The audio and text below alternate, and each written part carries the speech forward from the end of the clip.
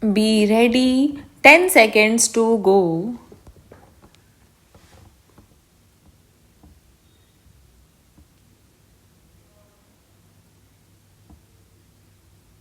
Start. The earth on which we live is some 4,500 million years old. Around 3,000 million years ago or so, it became possible for self organizing and reproducing species of matter to develop and spread throughout the planet. Remarkable as the origin of life was the development of forms which, in addition to procreating themselves, could undergo genetic changes to evolve species progressively more able to take advantage of the environment.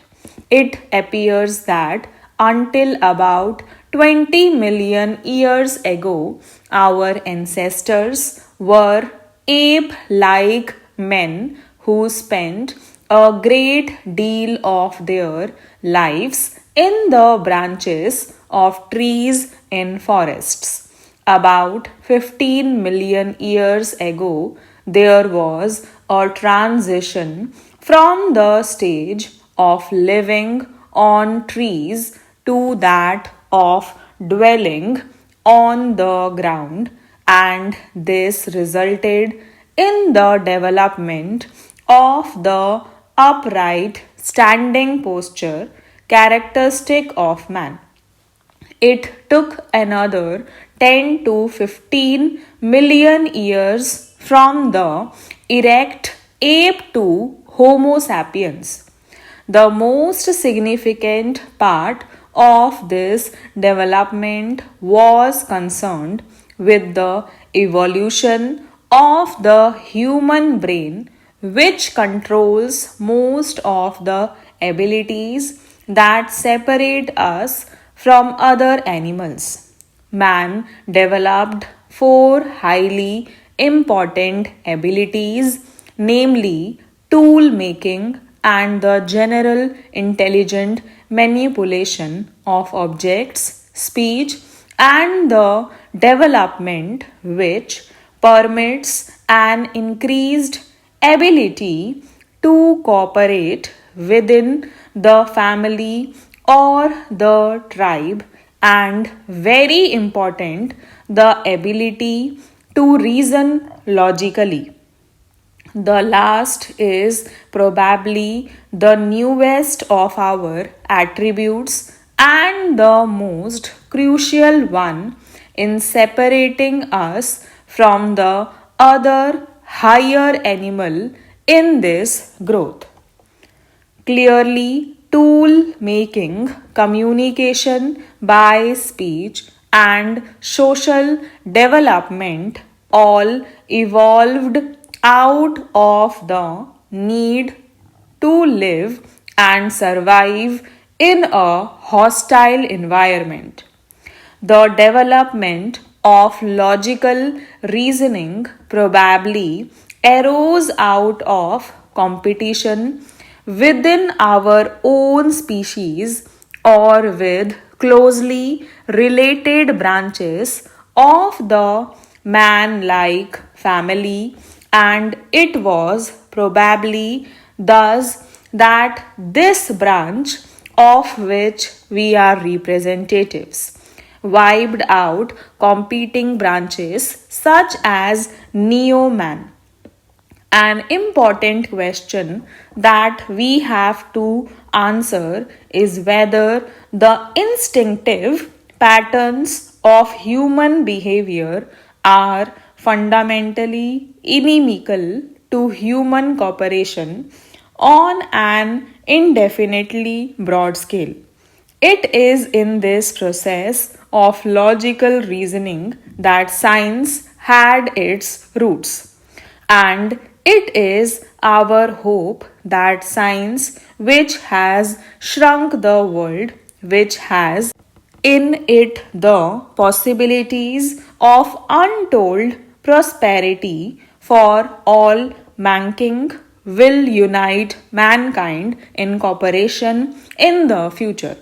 The step in this remarkable process of evolution took place slowly when judged by the standards of time we are used to in everyday life. From the days when the use of fire was discovered, probably due to ancient man who vanished about 50,000 years ago through the old stone age based on food gathering and hunting, when man learned the major ways of handling and shaping materials and became an exceedingly clever took maker, contriving complex arrows, axes, spears, and hooks through the new stone age of primitive village agriculture, weaving, and pottery. Man entered the metal ages of copper, bronze, and iron.